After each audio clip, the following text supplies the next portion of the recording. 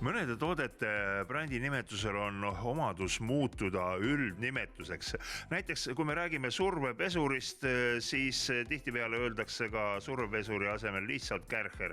Ükskõik millistes värvides see survepesur meil siis parasjagu on ja mis nimetust ta kannab. Millist selline fenomen üldse on tulnud? Selline fenomen on tingitud sellest, et 1950 leiutati survepesur Alfred Kärcheri poolt. Sealt alates on siis kogu aeg tooteid edasi arendatud, et suurem jõudlus ja väiksem kulu.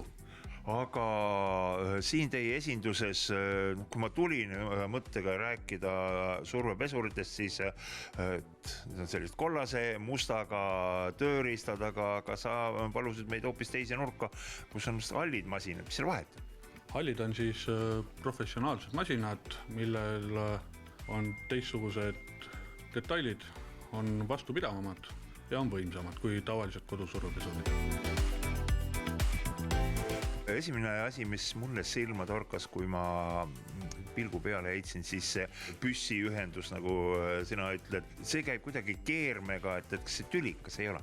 Ei ole, et enam ei pea mitut ringi peale tegema, et uued EasyForce püstolid on poolkeermega ja need on ka kaitstud kukkumise vastu, nendega on väga mugav töötada, enam ei pea näppu kogu aeg päästikul hoidma, piisab kui lihtsalt käega vastu püstolit toetada.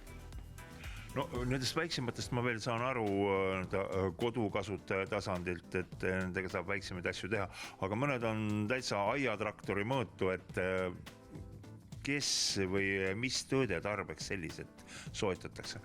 Valdkond on seinast seina, et on olemas meil kuumavee survepesureid, külmavee pesureid on olemas, mis töötavad bensiiniga, elektriga, 2-3-faasilisi, on statsionaarseid, on rataste peal.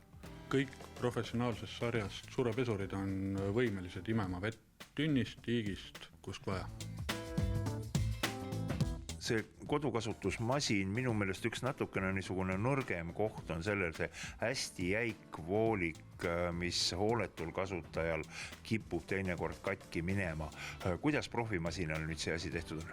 Profimasinatel on kõikidel originaalis kaasas 10-meetrine voolik ja saab pikendada, koha peal on meil olemas kuni 40-ni. Niisiis, kui teil on survepesuriga vaja professionaalset tööd teha, siis vaadake ikka see halli korpusega masin endale ja mis minule kuuldud loost eriti meeldima hakkas see, et profid nimetavad seda otsikut, millega konkreetselt tööd tehakse, püssiks. Hästi vägev.